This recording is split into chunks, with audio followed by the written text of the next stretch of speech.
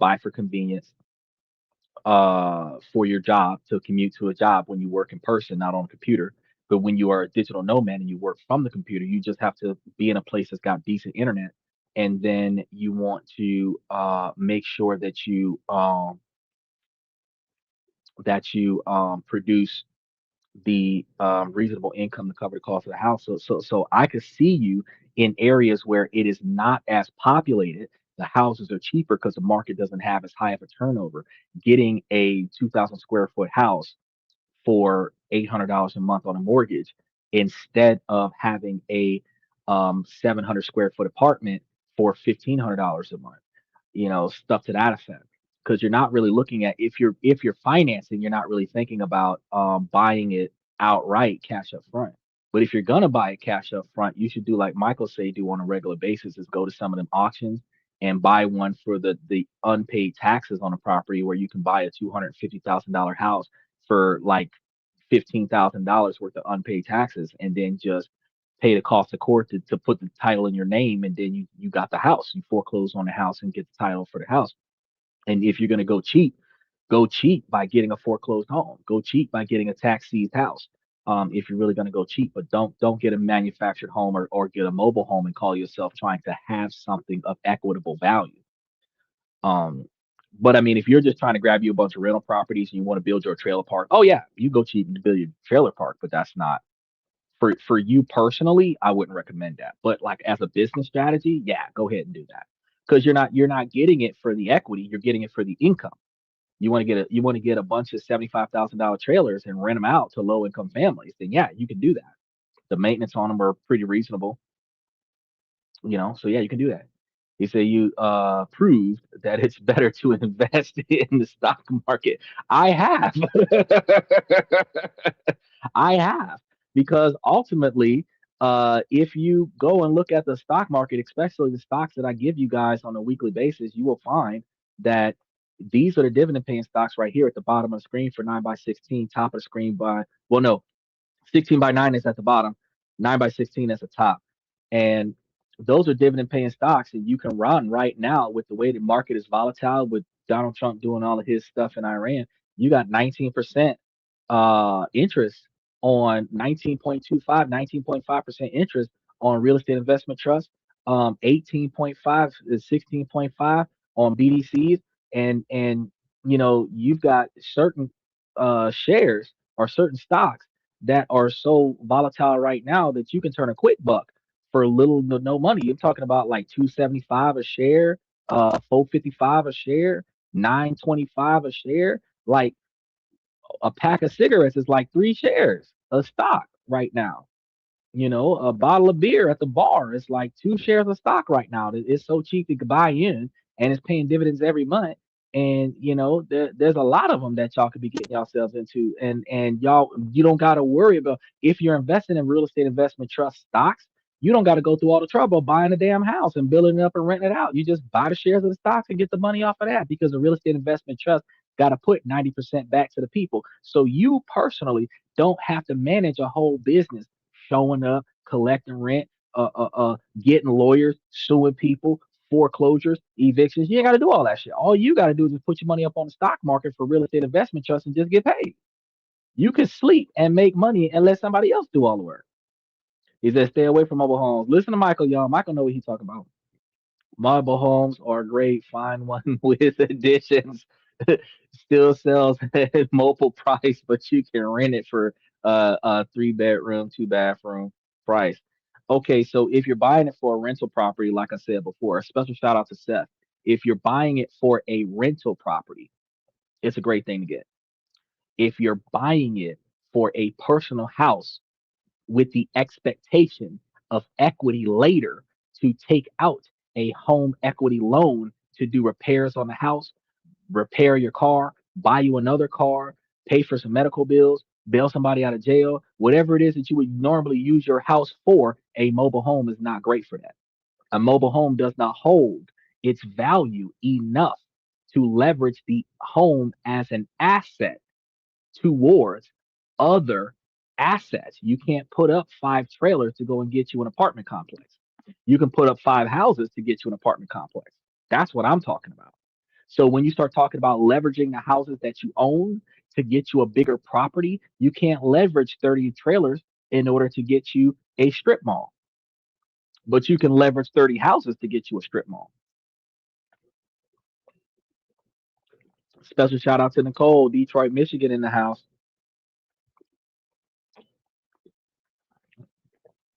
That's right. Better, but you might as well buy you an empty plot of land, develop it, and then build your own trailer park in there. And then when you think about it, the cost of a trailer these days, you actually got more space if you just bought you a bunch of mini homes for 50 to $75,000 a piece, and them little 500 square foot one room efficiencies with a bathroom and a kitchen in it, and you can put down like 8 of those on an acre of property, and just put you some driveways in between the houses and just have them people live on that, and you don't gotta try. On an acre of property, you could turn an acre of property with mini homes. You could turn an acre of property into a neighborhood instead of doing mobile homes. Mobile homes decrease in value; they're not worth it. Is it equity to bail somebody out of jail? I love it, but that's what people do. Your cousin get got, you put your house up for 20 stacks, and then your cousin get out. He got a $200,000 bond. You put the house up for 20,000. Now they got the deed to your house. When the case is closed, they give you a D back. They keep the 20,000, but they give you the D back. But you got to pay the 20,000 to the house. I wouldn't do that. Your ass go to jail. You don't even call me. Don't even call me. I don't take collect calls, bro. You can be my best friend. I don't take collect calls. He said $300, $300 per space per month or more. He ain't lying, y'all. Matter of fact, you can hit him with $500 a month for an efficiency. So a mini home could be 500 a month, and then if you do utilities included, you could potentially hit them for $800 a month for utilities included. Then you can hit them for $1,000 a month for fully furnished utilities included as a rental property. You can take a person who got a job with no house and no stuff and move into your mini home and be paying you $1,000 a month for your mini home. And it, like I said, if you could put 8 of them on an acre of property, you can find yourself getting paid $8,000 a month for 8 mini homes for 1 acre property. So imagine if you had 10 acres of property, you could build 80 homes on that, or at least 75 and a major street and some side roads and stuff like that. What do you think about tattoo hairline for me? That ain't what we talk about today. Special shout out to Ross. That ain't what we talk about today, but I'm gonna tell you what I think about tattoos real quick, even though we talk about real estate. Um, so I understand that there's a cultural aspect of tattoos, and I understand that there's an artistic history of tattoos. But here in the United States, tattoos are contributed to. I understand that you're bald, but what I'm about to get into is the issue because from what I see based on your profile, you and I got the same good tan.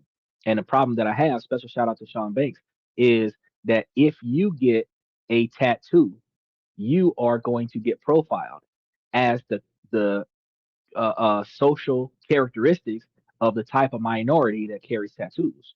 So anybody who has a similar tattoo to yours that commits a crime in a reasonable vicinity of where you are will end up having you get picked up because you have the same tattoo. Because when they describe us, special shout out to Uncommon Woman, they don't describe us by actual features.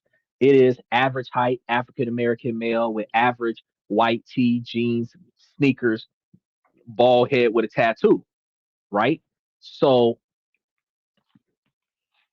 yeah, yeah, exactly. So actually, what ends up happening is as soon as you put on a tattoo, if they're looking for an African American man with tattoos, t-shirt, I see your white t-shirt on your profile, jeans. If you got some white Nikes on to match that white t-shirt, you match the description of about 250,000 African Americans in your neighborhood. So as soon as you put that tattoo on, you become a statistic. So when you ask me what do I think about tattoos, you got to be careful about where you get it. And if you start talking about getting tattoos on your head, on your face, especially when you bald, where people can see it, they can utilize that tattoo to implicate you in some stuff that you ain't had nothing to do with. Because the only corroborating evidence that shows that you're involved is that the tattoo involved in the crime is on your scalp. So I don't recommend that. If the girls want to get the little paisleys or whatever kind of stuff on their wrist or something on their shoulder, or if they want to put a flower on their chest and keep it covered, or they want to get something near their crotch or put something on a butt cheek and nobody can see it. They want to get something on their ankle and wear tall ankle socks where nobody can see it. I mean, you do what you want to do as far as like artistic expression. But when, as a grown ass man, you start talking about putting tattoos on your face, tattoos on your head, Mike Tyson punch out kind of stuff, or Dwayne the Rock Johnson kind of shit, Batista kind of shit, Roman Reigns kind of shit, bro, don't do that. You setting yourself up for failure.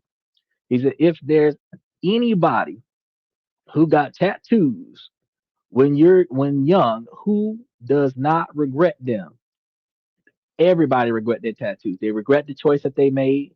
They regret where they put it at. A lot of times they get a tattoo on top of a tattoo to try to turn it into something better. And a lot of times they get the tattoo for a stupid reason. That's like 90% of the population. I know. And that's the reason why I'm saying don't get the tattoo. But that's for all races. But see, the thing about it is, though, you are already part of a systemic violation that you don't really want to be a part of because being an African American man, you're going to be incorporated into the get them out of this country run. Blacks and Mexicans are going to get carded more often than white Americans. Black Americans are going to be targeted for crime because we're outside. Black Americans with tattoos are going to be affiliated with gang violence. So, a Black American man going from no tattoos to tattoos is asking for more trouble. They're going to treat you with more hostility just because you're black with tattoos because they're taught social profiling. It's how they're able to do their job better, but they use it in the wrong fashion, especially if they're new cops. It's not corrupt cops that makes policing bad. It's the new cops that don't have good decision making skills and they try to cover their mistakes after the fact. They can leave you out there like Trayvon Martin, where you didn't do nothing wrong, but now you're not breathing no more. They got you out there like George Floyd. I can't breathe. Even though the man didn't do what he was supposed to do, the fact is they ain't had to let him suffocate. They could have just put him in a squad car. Fact is that you don't want to do things to yourself that will compromise your ability to be successful. Now, if you want a tattoo, you want to represent somebody or something, and you proud of the tattoo, you want to get the tattoo, and you rock the tattoo, put it in an appropriate pace. Put it on your chest, put it on your stomach, keep and put a shirt on. Rock it for yourself. Put it on your leg or something like that. Put it on your bicep and put on a long sleeve shirt. But don't be putting it all over your skull and all this stuff so that people can see it from afar where your self expression gets you judged before you get a chance to say hello. That's not what you need. You don't want to look like a problem before you show up where your intelligence is ignored because of how you look. That's my point. You know, I'm having a tat put on my ass. The address and put on turn to sender. I mean, I understand what you're saying. It's a hairline tattoo, but it's still a tattoo, right? Okay, so you want to get real hair tattooed on your skull because you bald. I think that with the price that it would cost for that and the quantity of pain that it would cost for that, why don't you just get hair implants and just have real hair on your head instead of having a tattoo of it?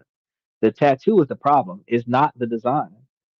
There is no design that is more inappropriate than the next. It is the fact that it is ink on your skin. So if you're gonna damage your skin by having all the needles go into it, $2,500, you can get restoration hair implants. Rogaine for men can make your hair grow back for $2,500.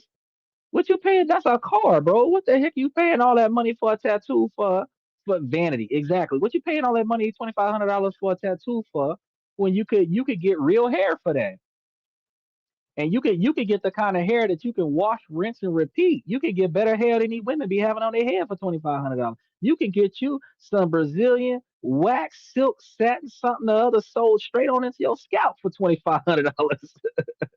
Restoration of $10,000. Oh, okay. So what you're telling me is that for another three easy payments of $2,500, you can get a whole head of hair for the rest of your life that look like something from a Kiss movie. Come on, bro.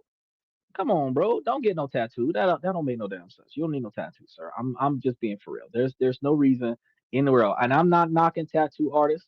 They got really good skills. They got really good skill. I thought about it before. I was like, man, I want to get one of those tattoos with the invisible ink where you can only see it in the dark. And I'm gonna get the kind of tattoo. And then my shit was ridiculous when I thought about this. The tattoo was gonna say my death was not an accident. That way they open an investigation. It don't matter how I die. I could die in my sleep. But the tattoo on my chest gonna say my death was not an accident, just to make them look into what happened. Michael said, "Go for it, live once." Turkish vacation with hair plug. Exactly, hair plugs in Turkey. Yeah, yeah, exactly. There you go. That's what I'm talking about. So what you talk. So basically, if you fly to Turkey, you pay twice as much, but you get better quality hair. Then when you go into the club and you're looking at all the women that you can see the glue in the scene of they sew in where they done glued their edges to their scalp, and you be like, "Girl, my hair way better than yours," and it costs less because I paid 5 grand one time. You pay $800 a month, and I still look better.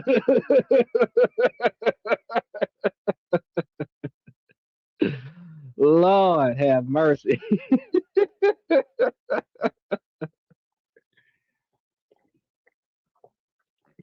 All right, y'all. Look, we were supposed to be talking about real estate today because somebody asked me, and I forgot who it was. I think it was FX Trader who asked me if it was better to rent or to buy.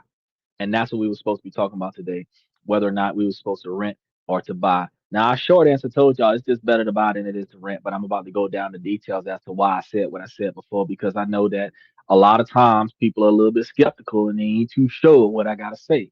So I just want to make sure that I do the research and I give y'all the scoop and the skinny of the details, because there is a possibility that I can be wrong. I'm about 95% correct. There's always a 5% chance that I might be wrong. But Michael gonna co-sign. Buy is better than rent.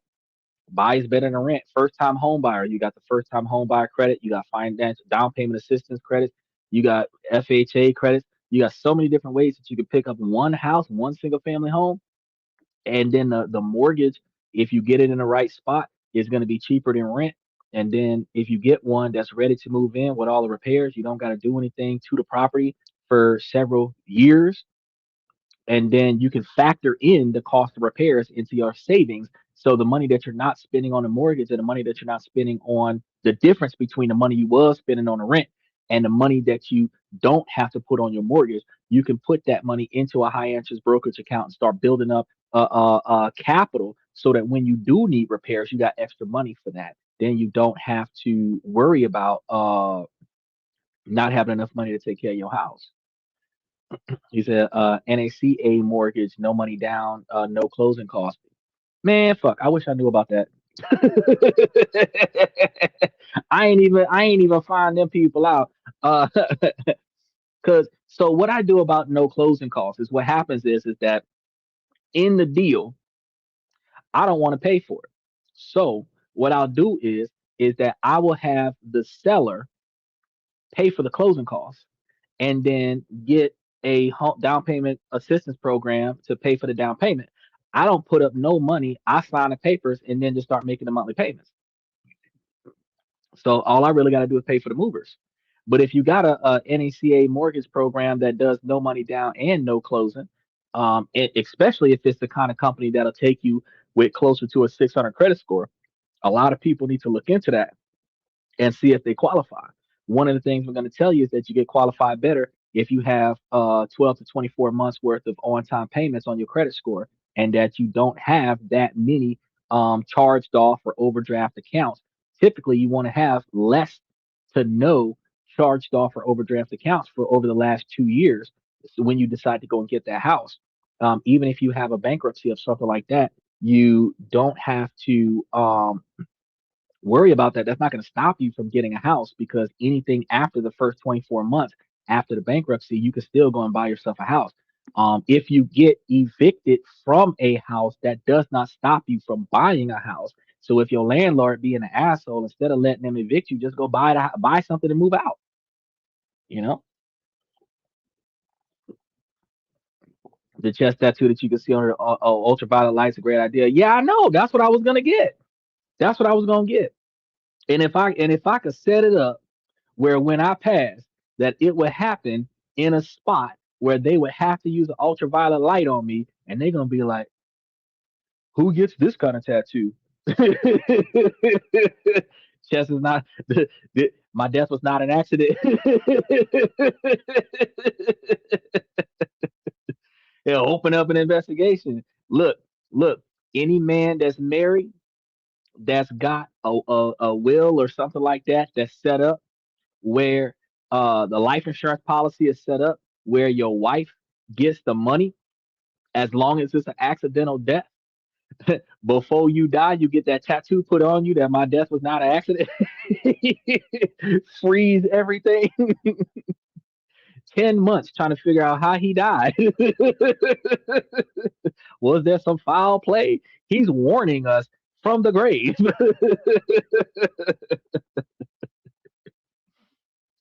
NACA sounds like a subprime loans. It could be. I mean, I haven't looked into it, so I don't know what the interest rates are on it. So while it sounds too good to be true, with no money down and no closing costs, there is, as long as you meet the criteria and the parameters for it, you are capable of getting in there and getting. And if you could make the payments after you set everything up, you can get it. Now, what people who are renting to own don't think about is how much the total cost of the property is going to be over the course of the life of the loan, because they're going to keep the property. But is this the best in the country? Which are you in the United States, or are you in Turkey? But one of the things I understand is that for investors, we typically try to look at opportunity costs. So when we think about certain interest rates, we want to buy out of certain mortgages and buy into others. So you might just get the original. Oh, that's in the U.S. Then. Oh, okay. I really got to look into it now. Um, because if you got that hookup, you can get a VA loan and get that bad boy with like 2.5% or 5% interest, something like that, and do the 30-year fixed rate, and then you can remortgage that bitch into the. Usually, what happens is if you miss a payment or two on your VA loan, and then you refinance that bitch with another lender, and they give you a 40-year fixed rate for 2.5, and pay that bitch off. There's ways around it. There's ways around it. But the only concern that I have with that is that whatever you don't pay up front, they hit that with interest. They had to fight for that program for us. Oh, okay. So that's for the brothers. Okay, that explains a lot. Because that's the only way we're gonna get something they cover. Because none of us is gonna have 20 grand sitting in the safe in the back of the house. It's not gonna happen. The only minorities that got 20 grand sitting in the safe in the back of their house is criminals. Um, the black folks that got money is in a bank. Um, so to talk about some trying to put down between 5 and 20% down on the price of a house, depending on the price of some houses. Like in like California, they're like $750,000. In New York, they're 800, $900,000, $1 million. In Florida, they're like 500 to $700,000. It's just it's crazy. Oh yeah, I'm gonna check it out. I'm gonna check it out after the show. I'm gonna check it out and see what's going on with it, because I want to do some field work on that, because that's an investment opportunity. It depends on the structural requirements of it, because um if a company can use that to close on a property, there's an end, right? Because the new laws that just got passed prevents big name companies from using financial assistance programs to buy houses. Oh, you have to live in a home. Oh, okay. So that's a homestead. That's a homestead mortgage program. Okay. Well, if you buy a rehab, if you buy a rehab. Oh, but see, if you're a LLC, you can buy the house for yourself, and you can live in it while you fix it, and then you can sell it. You can buy it under your own name, live in it while you fix it, and then meet that 1 year requirement or whatever, and then sell it, and sell it for more than what you paid for it. If you doing a startup in real estate investment, you can do all kind of stuff. So check this out. Everybody say that buying a house is the key to building wealth, and it is a dream taught to us from the moment we start our first job. Save up, get a mortgage, stop, throwing your money away on rent. That's what it tells you. Stop throwing your money away on rent. But what if I told you that is not the whole story? What if for some people renting could actually be the smarter move? So this isn't going to be another one of those shows that just compares mortgage to rent. And honestly, those comparisons are way too simple. This decision isn't just about a spreadsheet. It is about your time, your freedom, your career, and your relationship. And it's going to be a decision that impacts every part of your future. So he said, living it for 6 months, then you can rent out the land. Well, if you live in it, if you own it and you subjugate the house from the land, you can sell the house and lease the land to the homeowner and set up a land trust.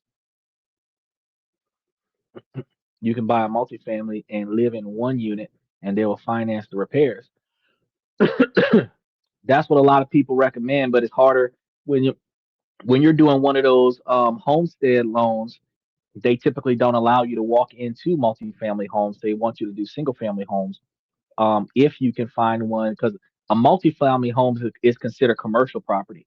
So when you start trying to pick up a multifamily home, whether it's a duplex or a fourplex or whatever, you're having to get a lender that is going to finance you for a commercial property. When you get a house, 1 to 5 bedrooms, 10 bedrooms, it's a single family home. So, oh, so they'll do the fourplex. Okay, okay. Well. If NACA would do all this, I don't know why all the brothers and sisters are still on Section 8. They need to be picking this stuff up. We go. I'm gonna have to.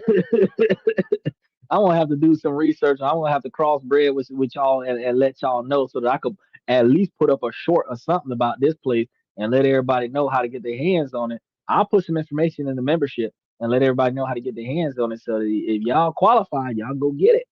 Y'all go get it. You doing it now, bro? Like it's easy for the not suffer no more. That's why when somebody was saying yesterday, oh, people in low income neighborhoods, crime ridden neighborhoods, ain't got no choices. Yes, you do. You just choose not to. That's your choice. It's to not apply. That's the reason why people stay in the hood. They born in the hood. They live in the hood. They die in the hood because they choose to, not because they ain't got no other options. They just ain't looking for none. You know, you can't control where you born, but you can damn sure control where you stay. You just got to put in some effort and make some changes. But if you make too many bad decisions, you run out of options. That's when you ain't got no other option. When you done committed like 5 felonies and you got tattoos all over your face, there's not many more things you can do with your life.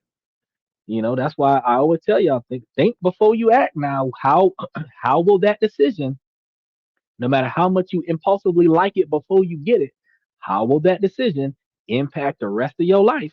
Because unchangeable decisions like that hairline tattoo ain't something that you can easily undo, and it might cost way more money to undo it than what it do to get it done, and it's painful to get it done, and it's going to be equally if not more painful to get it undone. So I mean, why waste the money?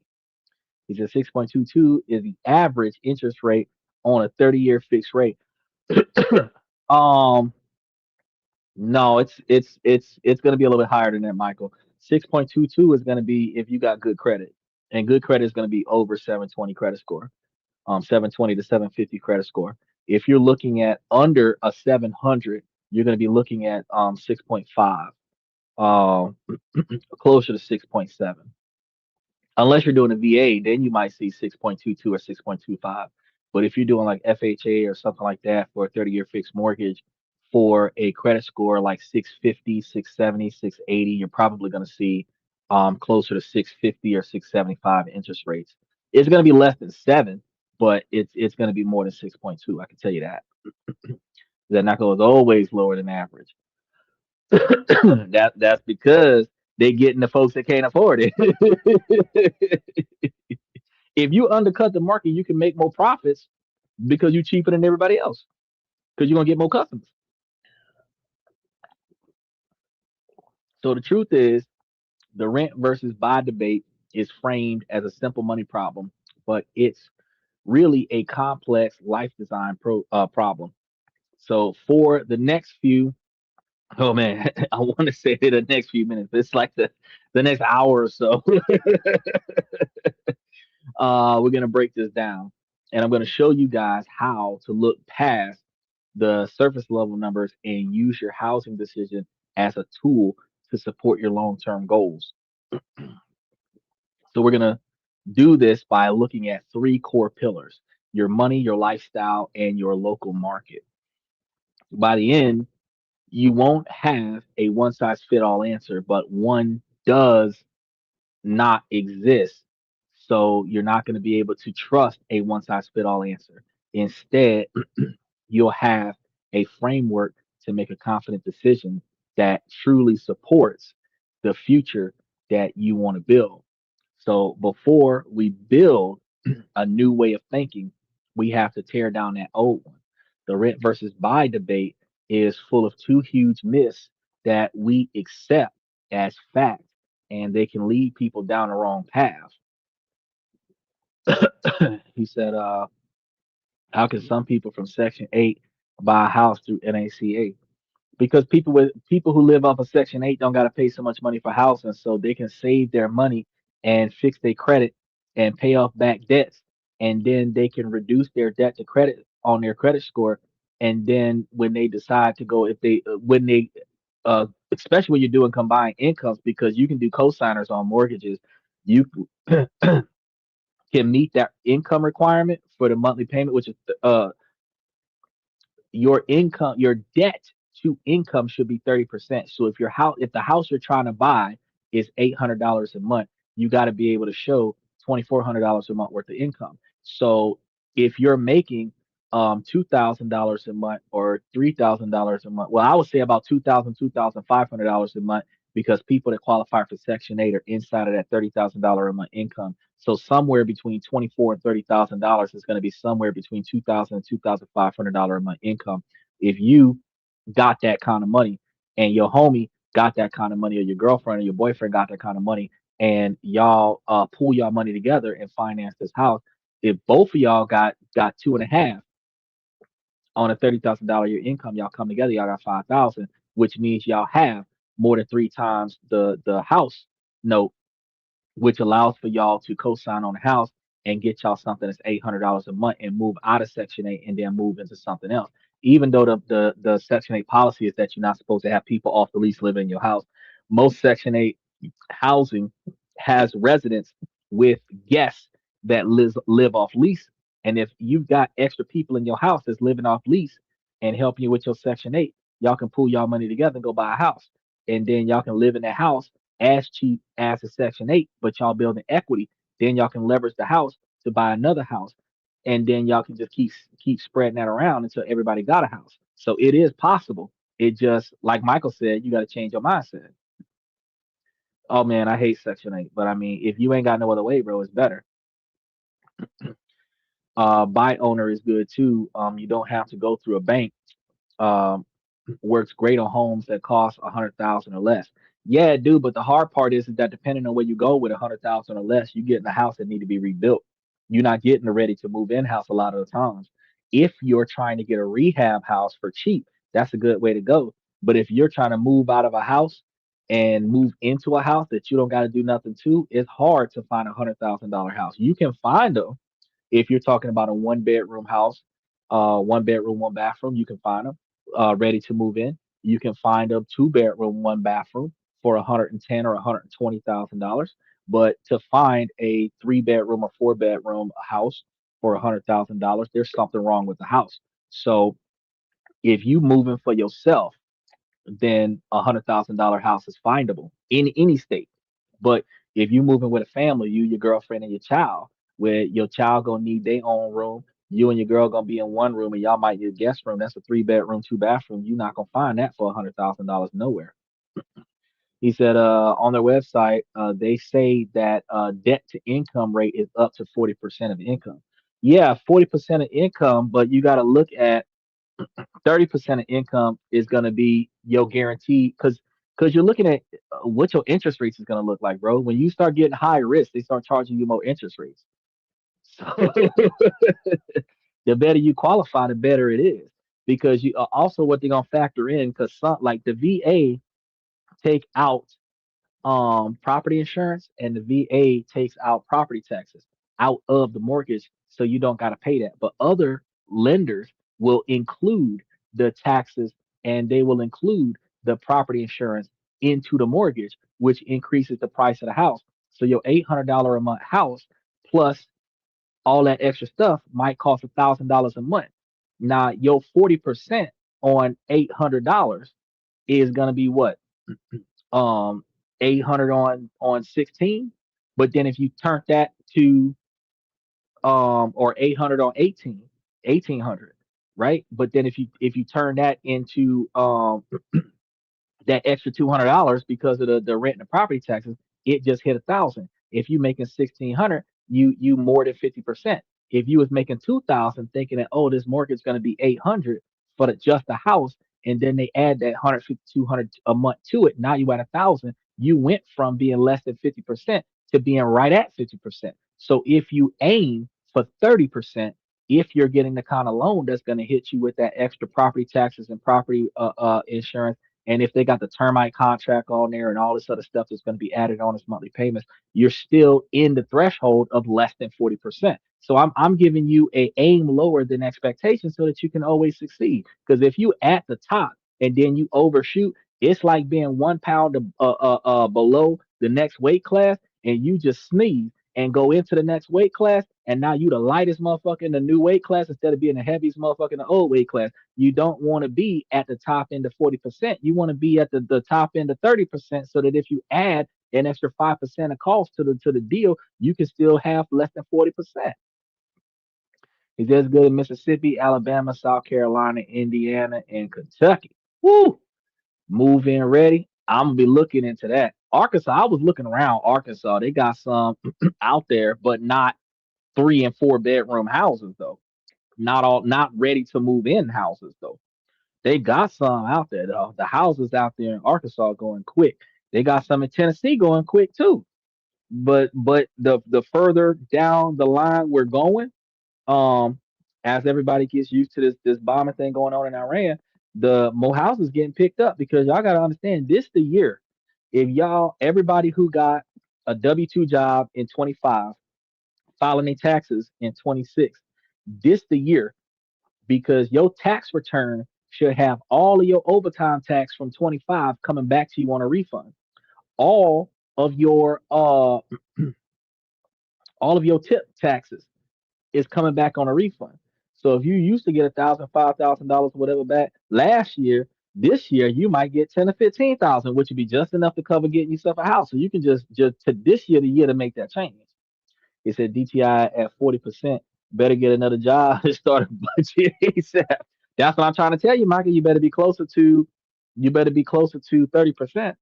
Yeah, small homes with no garages is going to be cheaper than the house that's got the carport with the 2 car garages and all that stuff. When you start talking about houses with ooh, you say a Little Rock, go to Pine Bluff. They really cheap over there. Nobody likes Pine Bluff. But small homes with no garages, yeah. No small home, no garage, almost no yard. You know, you're looking at like 0.15 acres of property. Yeah, you can find them.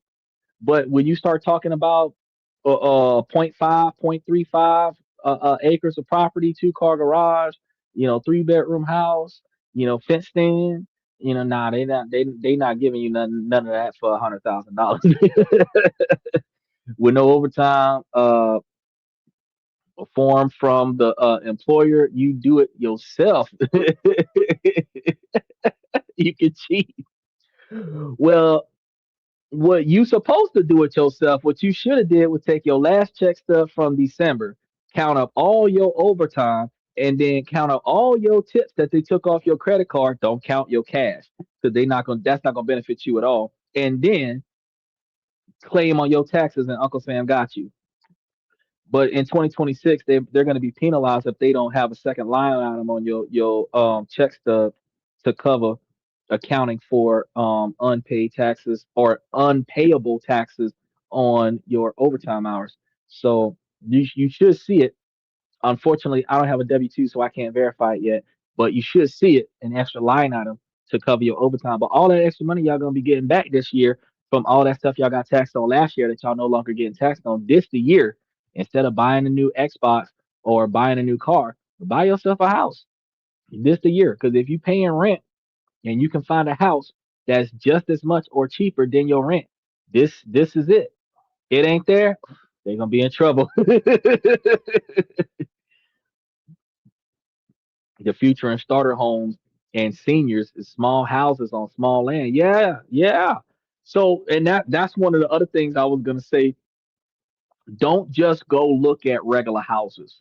Go look at farmhouses, because farmhouses are going to be like 5 acre pieces of property with a 3 bedroom house on it for the same price as a 3 bedroom property in a neighborhood with on a quarter acre piece of property. And what you can do is with that 5 acre piece of property, you can turn the rest of the yard into a neighborhood and put you a bunch of small homes in there and add you some roads and stuff, and then just rent out the rest of your property and have the people paying for your land. You got 5 acres, you can use 3 acres for a rental property, and then keep the other 2 acres for your regular yard, and you can be your own landlord, have your own little society, make yourself mayor of your own little neighborhood. You know, I did taxes, I cheated like a motherfucker. Most people do. Most people do. They sent me a letter saying this ain't a bill. I said, well, then I don't got to respond to it.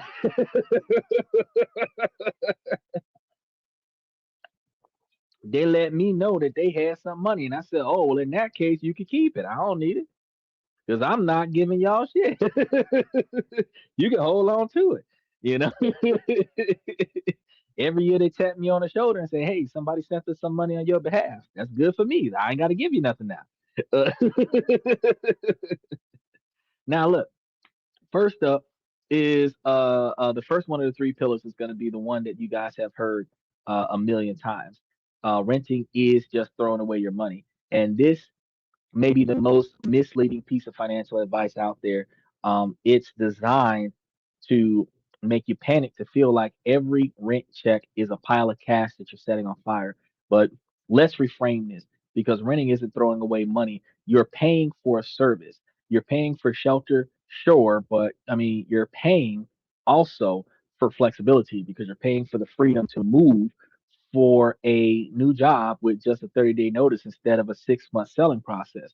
You're paying to not have to replace a $20,000 roof in a storm. Rent is the price that you pay for outsourcing risk and maintenance. So, you know, when you go to a restaurant, you don't say that you're throwing away money on food. You're paying for a meal and the convenience of not having to cook. So renting is the same idea. You're paying for a place to live without the risk and massive cost of owning it, right? He said, look up Airbnb in Tampa. That is common. They got tiny houses for rent everywhere. Bro, they got 10 shacks in people backyards and all kind of stuff in Tampa, boy. Them people, they coming up out there. They ain't even trying to play. They what's over there, Tampa, that Hillsborough County, that's like 2.5 million people in Hillsborough County. Boy, they got so many people out there just trying to get it, trying to get it.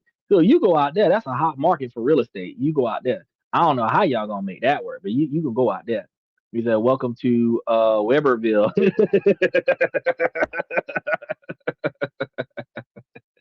I know, right? Either shack in the backyard, yes, sir. They be shacking it up in the backyard. You got like 5 or 7 of them along the fence line, and then power lines running to the main house, and then they just charge you for the little space that you got with the yeah, the shacks, but to charge you for the house with the utilities included, and then just pay extra money on the light bill. Yeah, yeah, they making it work out there. So you might find a piece of property, 2 houses on a quarter acre piece of property, because they 2 1 bedroom houses on that quarter acre sold together. They doing it big out there. Now, the funny thing is about home ownership is this is also full of costs that you're going to never get back. So in the first few years of the mortgage, most of your payment is just going to be the interest going straight to the bank. So you're building almost no equity in the beginning, and then there's going to be that property taxes if you don't get a homestead tax credit, which you're going to pay every year. There's homeowners insurance unless you have an HOA, and there's going to be private mortgage insurance. Um, which unless you have HOA, you don't have to do that. And if you put down less than 20%, they kind of stick you with that.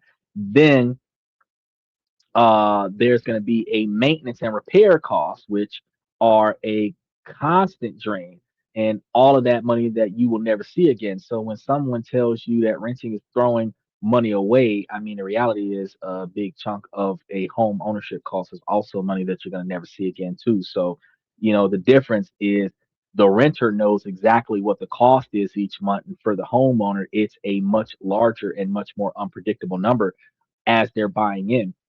This is going to lead us to the second myth. A house is always a great investment. Now, we love to tell the stories about people who bought a house for $100,000 and sold it for 1 million. And yeah, that happens. But, treating your home like a guaranteed win a lottery ticket is going to be a dangerous gamble. A single home is a highly concentrated, illiquid asset in one specific zip code, and it's like putting all your money into a single stock. So first, let's talk about the high risk. Home values aren't guaranteed to go up. They can stay flat for years or even go down. So if you have to sell during a downturn, then you can lose a lot of money, especially after you factor in the cost of selling it. He said, your income tax refund will be fat. Hell yeah. All that money he claiming. Now, um, while those costs are going to be huge if you sell a house while it's down, when you sell, you typically pay 5 to 6% in real estate agents' commissions, plus another 1 to 4% in closing costs. On a $500,000 home, that's $30 to $50,000 vanishing right off the top, and your home's value has to go up by that much just for you to break even. And this is going to be why experts agree that if you don't plan to stay in a home for at least 5 years, buying rarely makes financial sense. But the biggest flaw in the house as an investment argument is opportunity cost. So let's say that you have that $100,000 saved. In the buying scenario, that money gets locked into the down payment and closing costs, and it's now stuck in an illiquid asset, which is your house. And if you think about what the alternative is going to be that you keep renting and invest that same $100,000 in a diverse portfolio. Now, historically, the market has returned on average somewhere around 7 to 10% per year. I found some that's turning over 15 to 20% a year. So while a homeowner is slowly building equity, your liquid investment portfolio is compounding and growing. This is going to be the core of the financial argument for renting. So a disciplined renter can build wealth, sometimes even more than a homeowner. The problem, and we're going to get to this, is that it requires discipline. So let's be clear. A house is a place to live that may appreciate in value, but calling it a guaranteed investment is going to be a dangerous oversimplification. Renting isn't throwing away money, and buying isn't a guaranteed path to riches. The reality is far more nuanced. So, now that we've cleared that away, got rid of all those myths, let's build a better way to make this decision using three of my pillars: your money, your lifestyle, and your local market. The right choice for you is where these three areas overlap.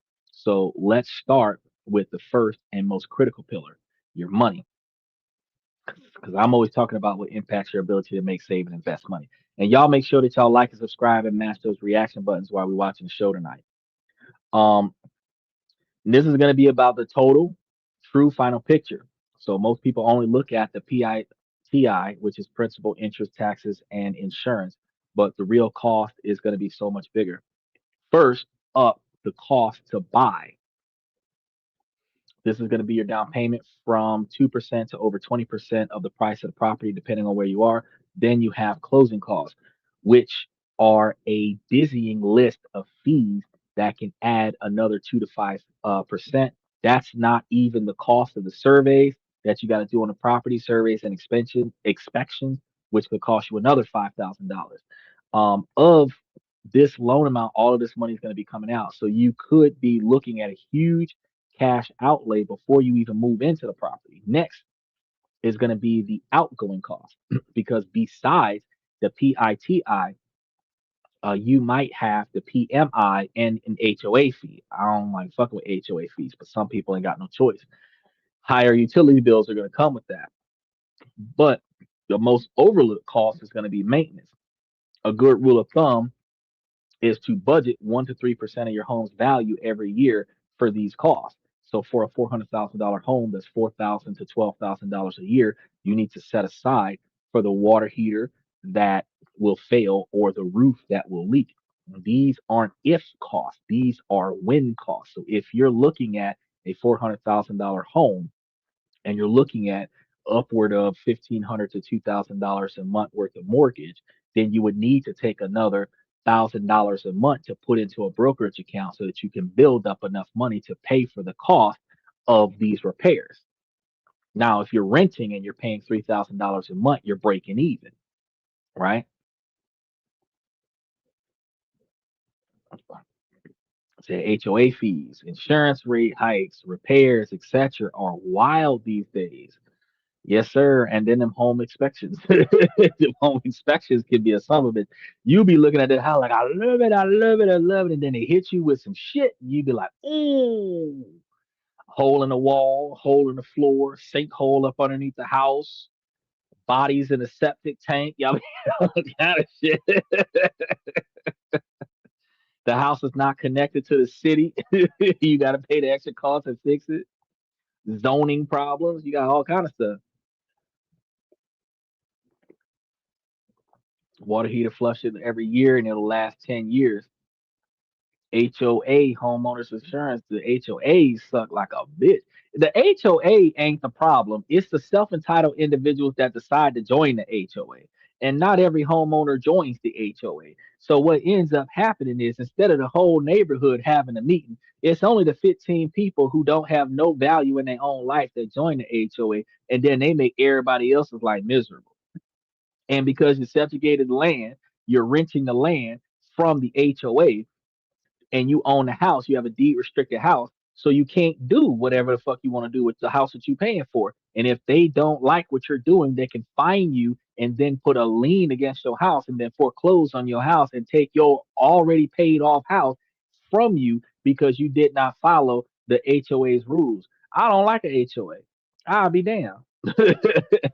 He said, I saw a story on TV where a homeowner sold his house using the chat GTP and saved thousands. What?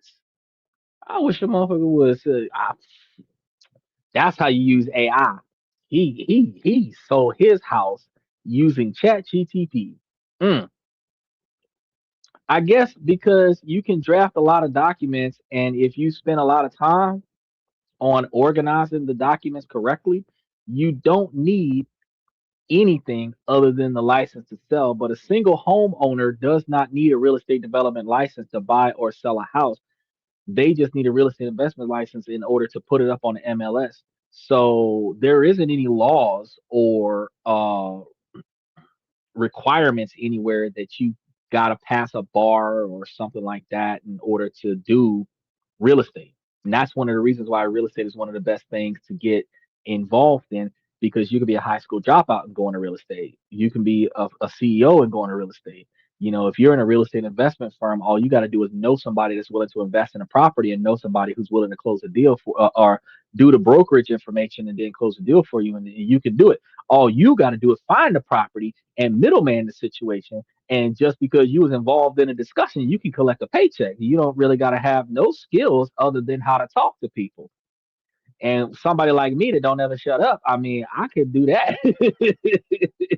He said Karens are crazy. Karens are wild, bro.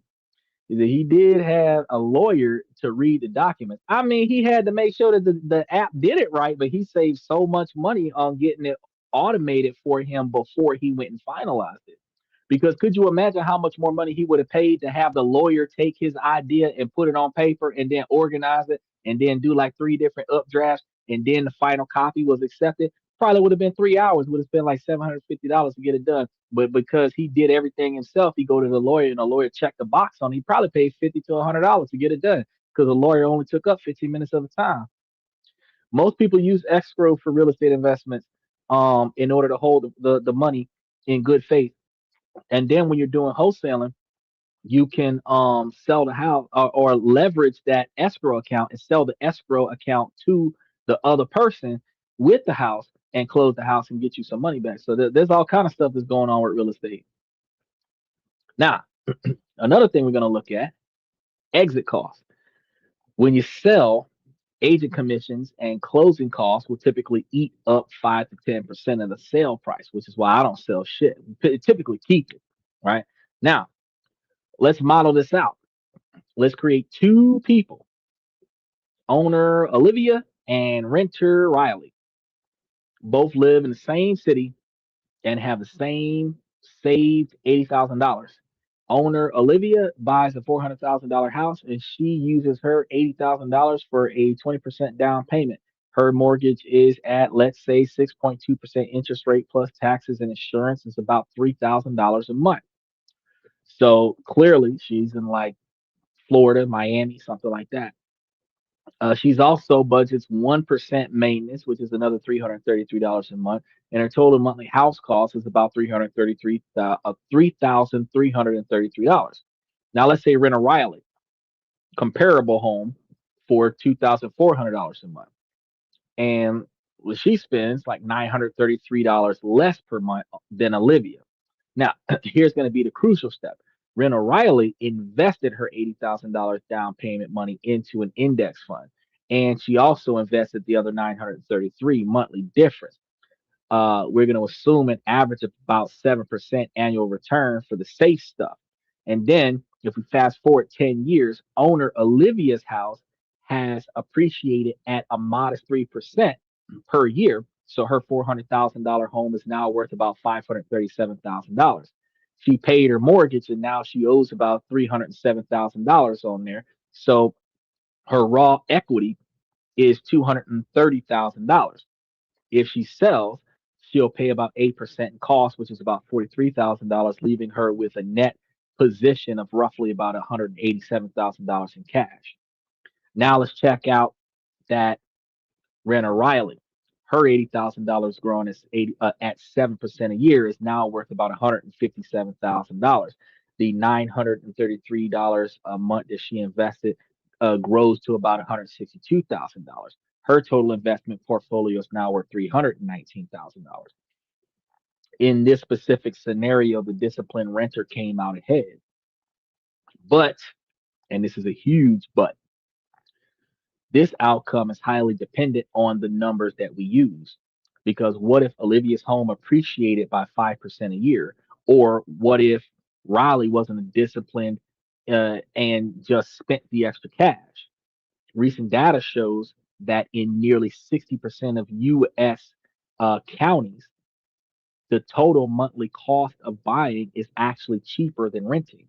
So for most people, the mortgage acts as a forced savings plan, and the combination of paying down a loan and natural home appreciation builds significant wealth over time. Not to mention, what you get with a house is a fixed monthly payment for 30 years. What you get with a rental property is a 12 to 18 or 24-month lease. And every year at time of renewal, if you're on good terms with your landlord, you can renew. But if anything happened during the course of your lease where you and your landlord are no longer on good terms, they can refuse to allow you to renew and force you to move at any given time, even though you pay your rent on time. So the long term security of owning a house is a lot. It is the cost of doing business in comparison to the affordability of renting a house. Because that rent most likely will increase as well. The rent is going to increase 4% a year. So even though the property value of the house is going to go up and save you a lot more money, when you start talking about rent going up 4% a year over 10 years, you're likely going to get a 1/3 increase on your rent. So if you was paying um $800 something dollars a month. You might be paying closer to 12 or $1,500 a month, which would be eating up that extra 933. But I was about to get there. So for pillar one, you have to be brutally honest. Are you disciplined enough to invest the difference if you decided to rent? Or do you need to force yourself with a structured mortgage to build that wealth? Your answer in that particular situation is going to be the entire equation that decides whether renting or buying is going to be the best fit for you.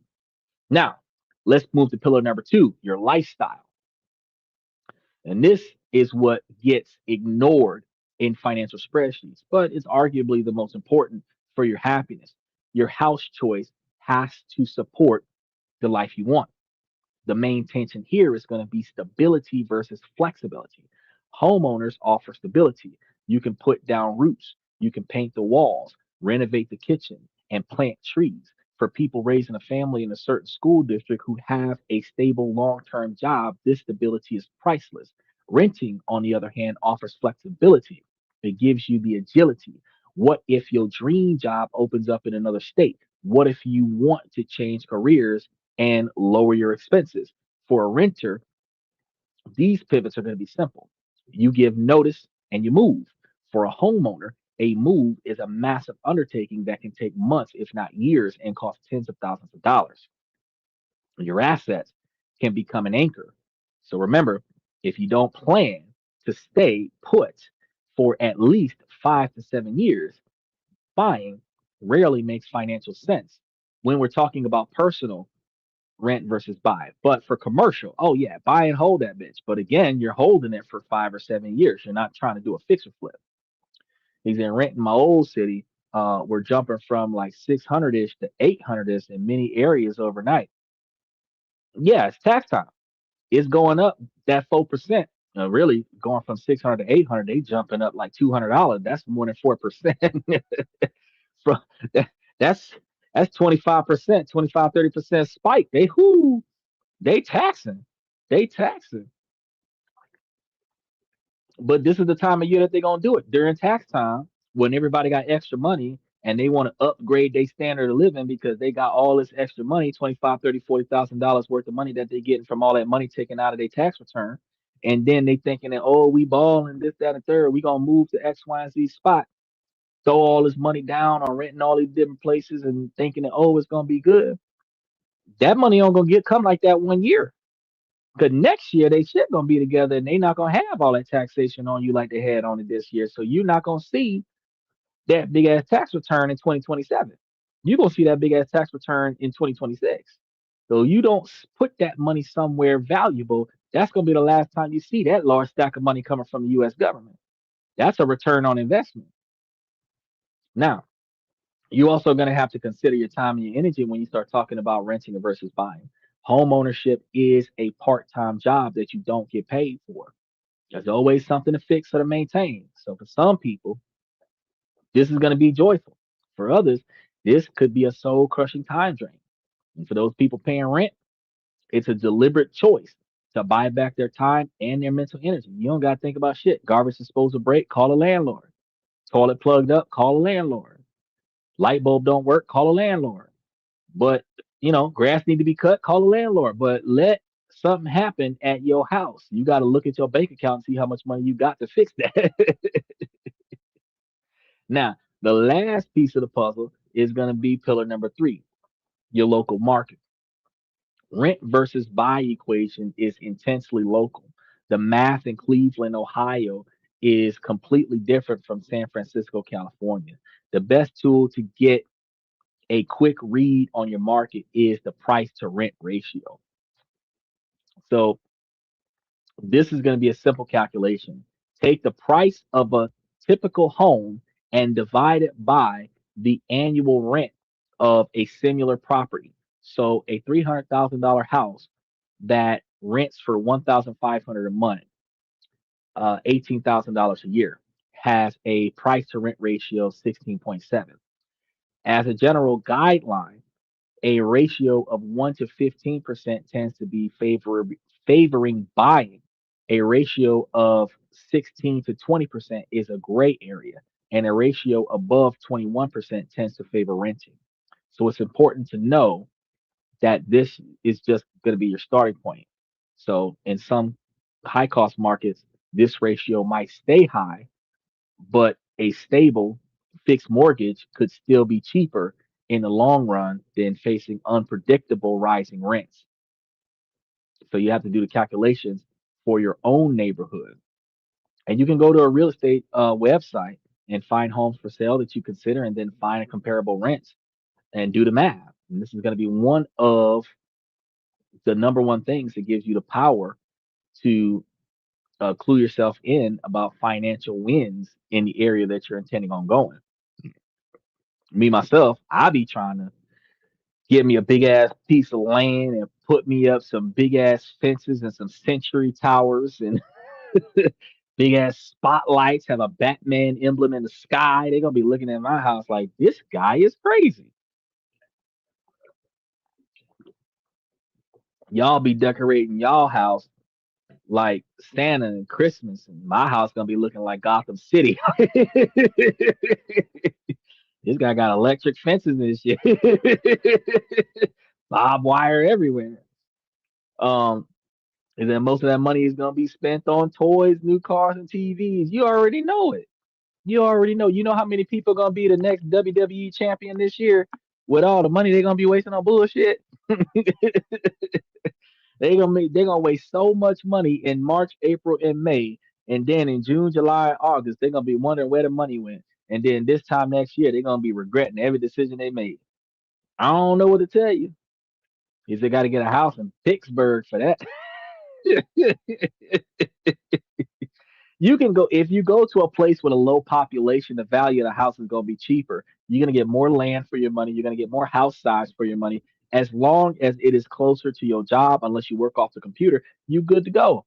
But when you start trying to find a place to go and you got a specific job at a specific location, you've only got so many places to look. And usually, if you're trying to do 30 minutes to an hour driving distance from your job, you're typically going to be closer to inner city, and the prices for houses inner city cost more than prices for houses in rural areas. You get a house that's out of the way, 35, 45 minutes in the woods before you get to civilization, house way cheaper than a house that's got a house next door to one another and a house in the backyard kind of situation. You know, when you step off of your porch and you're on your neighbor's porch, that type of closeness, them houses is way more expensive than when it takes 5 minutes for you to go from your house to the next door neighbor house. You know what I mean? That's the, when you need binoculars to see what your neighbor doing on the porch. That type of property, that property is way cheaper than a property where you can see your neighbor through your window, in their window, looking back at you. Now, let's go a little bit deeper. And people sometimes rent or buy for strategic reasons, and that's traditional advice that people miss. So let's start with some unorthodox reasons to buy. First is forcing better behavior. Some people are self-aware. They know if they have an extra $1,000, they won't invest it. A mortgage is a mandatory savings plan, and the principal pay down is wealth that they are forcing themselves to build. So for them, buying a house is about imposing discipline. Second is creating income or house hacking. And this is going to be when a home becomes a revenue producing asset. You can buy a duplex like my man, I forgot his name, Sean, like my man Sean was talking about doing, live in one half and then rent out the other. You can buy a home with a spare bedroom and get a roommate, help you pay on the mortgage. Make sure you get a contract to let them know that it's for room and board, not for equity into the house. The house isn't a liability in these situations, it's the foundation of a business. Now, let's look at the unorthodox reasons to rent. First is going to be strategic minimalism. Some of the most successful people I know rent by choice. They want to be able to say yes to a sudden opportunity, a startup in another country or a 3 month project overseas without being tied down by real estate. So for them, a life rich with options is worth more than potential equity.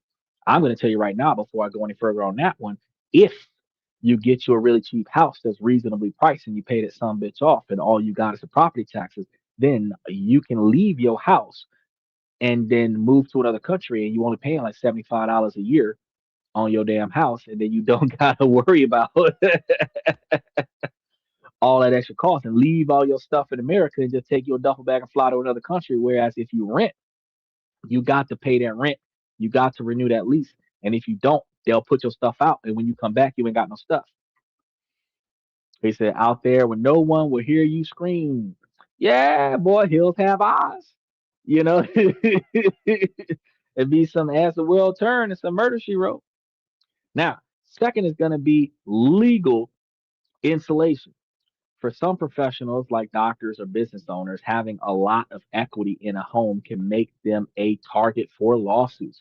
Renting can be part of an asset protection strategy if you're not going to try to get a trust, keeping wealth in less visible accounts.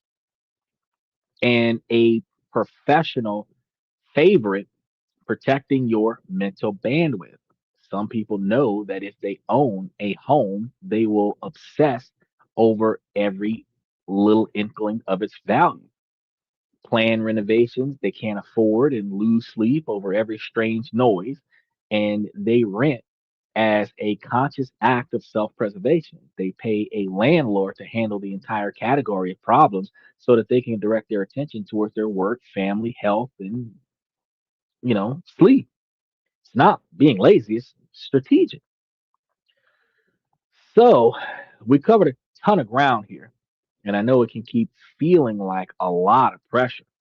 So to help you put it all into practice, we're going to be creating some simple worksheets. I'm going to be putting this stuff into the membership so that you guys can get that three pillar framework step by step and help you calculate those price to rent ratios and assess your financial habits and clarify your lifestyles and the needs that you want to have, because these are going to be the things that are designed to take your idea and turn it into a practical tool that can actually be used.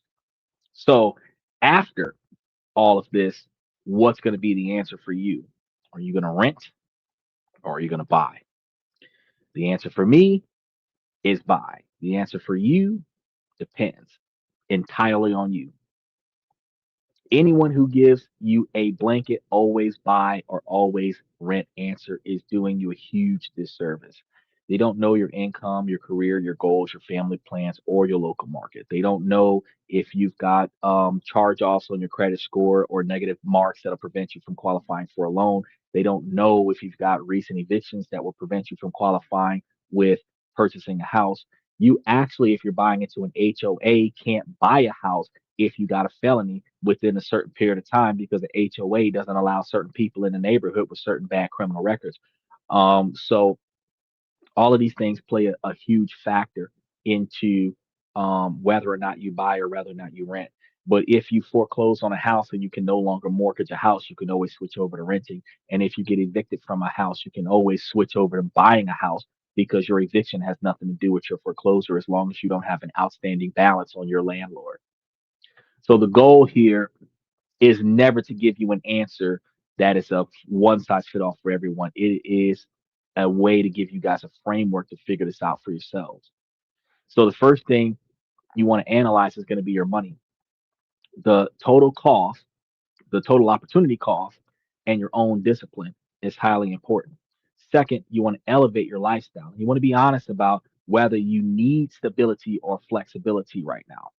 We're not talking about spending more money and paying more money. We're talking about putting you in a position where you can make more money and save more money.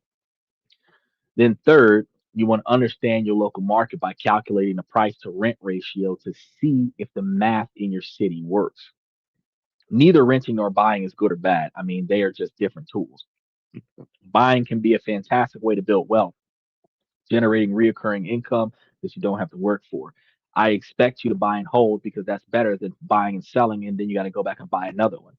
um, Reoccurring income is the goal for no matter what you do with your portfolio. Building can be a fantastic wealth to build that wealth, but and I mean, especially when you're in a market that is cheaper in the long term, but it is the only situation that is working in is if you're financially ready and you plan to stay exactly where you are. So if you're trying to be on the move and you're not willing to put the house up for rent and try to micromanage the other individuals, then you might want to rent your property, put all your stuff in storage, and then go on about your day. But if you've got the capabilities to say, I don't care what's going on with this house, I'll put the money aside for 1 year worth of leaving the house in one spot, and the money that you would have paid for storage is the money that you could have paid for the house on standby because no utilities are running, and the house is it, you just got the annual property taxes and property insurance and all that other stuff. So the 1,200 a year that you might pay for all the stuff you got to pay for the house might be way cheaper to keep all of your cars and all of your furniture and all of your clothes that you're not taking with you to another country, to pay for that stuff if you own the house, not if you're paying a mortgage. If you own the house outright with no mortgage, to do that and then move than it is to, rent something. So it really depends on what your situation is. But if you're trying to build your 20-year plan and you buy and own a house where you're going to stay in that house for 5 or 7 years, and then after that, with no mortgage to deal with because you done massively paid off your house, and then you're going to go ahead and start spending the next 10 years building yourself up to fly to another country and travel the world. Then by the time you get to where you got to go, you got everything is on autopilot, you know. So it really depends on what you're trying to do, because if you're and when we did that comparison of rent to buy, we compared a house that was cheaper than the mortgage. Well, no, we compared a house rent that was cheaper than a mortgage, and in that dynamic, it was way cheaper. But when you look at the property value in certain neighborhoods, the houses for rent cost more than certain houses for sale. And a mortgage might be a lot cheaper. And in those dynamics, it would be better for you to own the house and pay less money on rent, and put the extra money that you don't use on rent into a brokerage account, and use that brokerage account to build enough money so that when you do need to fix the house, you can fix the house. And when you don't need to fix the house, you can build up your wealth, and then by the time you finish with that mortgage, you can go to another country, you can do your thing, and everything's going to be copacetic. Likewise, any extra profits coming out of your brokerage account can get thrown into your mortgage to cover interest rates, and that's going to be a tax blanket so that your brokerage account can build and you don't have to pay as much taxes. And that actually gives you a little bit more stuff going on. So there's a lot of things that a house can do for you that a apartment can't, that renting something can't. It just really depends on what you're trying to do. um, Renting can be a strategically brilliant way to stay flexible, reduce risk, and build wealth through disciplined investing as well. It's just another way to do it. The societal pressure to buy is going to be immense. I'm going to press you to buy because this is going to be the last year that it's going to be this easy. You're going to be told that you're falling behind or that you're being irresponsible. I want you guys to ignore that noise. The most responsible thing that you can do is to choose the path that aligns with your actual life, not the life that you think that you're supposed to want. You want to trust the framework, run your own numbers, and make the choices that support your future, because you've got to live that life. You don't need to live up to my expectations. You want to live up to your own. That's going to be one of the best ways to make yourself more effective. Now, guys, today was a short show today. I know normally we be running like 3 hours. We be up here all damn night. But I'm gonna tell you, I'm burnt out. I'm burnt out because I done been up since the last time we did this podcast. I ain't even been to bed yet. I'm tired of the Jesus. I done had so much stuff going on today. It's crazy. So what we gonna do? Because I gotta get everything set up for tomorrow and start putting some stuff up for the rest of the week, and then get all the stuff in there for the membership. I'm gonna go ahead and end the show early for the night because I want to make sure that we got our Saturday night show up there. Um, and then we've got a lot of stuff coming up for the upcoming week. And I'm going to be double checking to see what their results were for the DHS bill, and then what we plan on doing going forward with um, political disarray in the United States and India and in Britain and everything to that effect, and give you guys some updates for Monday's show. And we're going to have some pretty interesting topics to talk about on Tuesday about ways to make, save, and invest money. So I want you guys to stay tuned to that. So on my way out, I want to say, ladies, as long as the situation doesn't make sense, I'm going to keep asking you, ladies, to make it make sense. So ladies, please make it make sense. And then, fellas, I'm going to give you guys this information to help y'all become higher value men. Because if you find the things in your life that you don't like, and everybody's got it, something in your life that sucks, it's inside of your control. You need to proactively put forth the effort to make those changes and start seeing some improvements in your life. And then you got the ability to navigate around the things that are outside of your control. So, ladies, while this is a male driven podcast from the male's perspective, you too can improve your ability to be a higher value woman by finding out where you want to be at with your 20-year plan and reverse engineer that so that you can put forth that effort into getting those steps together and keep your eyes and ears open to the proper suitors that is actually going to benefit your ability to meet that goal, because two people can cross that bridge faster than one. Okay. Now, with that being said, I want to go ahead. Special shout out to Micah, Steven, and Sean. I really appreciate y'all for showing so much love tonight. And special shout out to FX Trader. I didn't forget about you at all. I think y'all did a fantastic job providing us with a lot of information about real estate tonight. I want to thank you guys for coming to This and That. I'm your host, Xander, where we talk about this, that, and everything in between. And I'll see you guys tomorrow.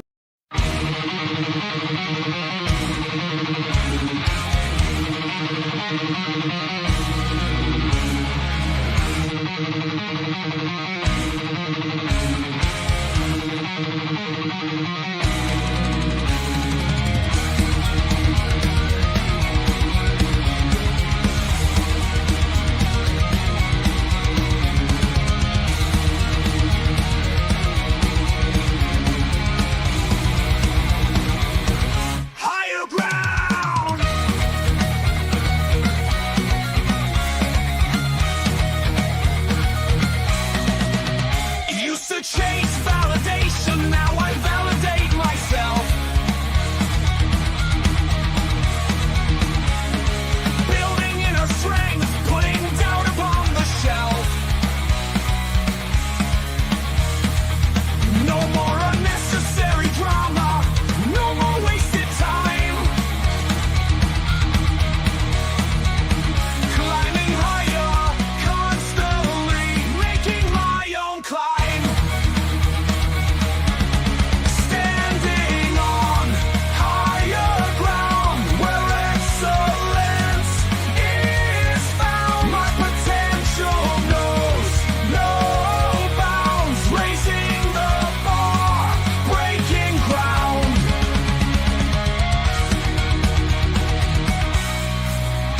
My network is my net worth.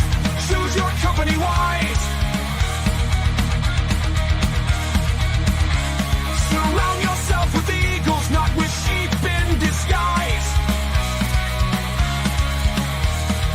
Every interaction is a reflection of my brand. Quality over quantity, that's my personal command.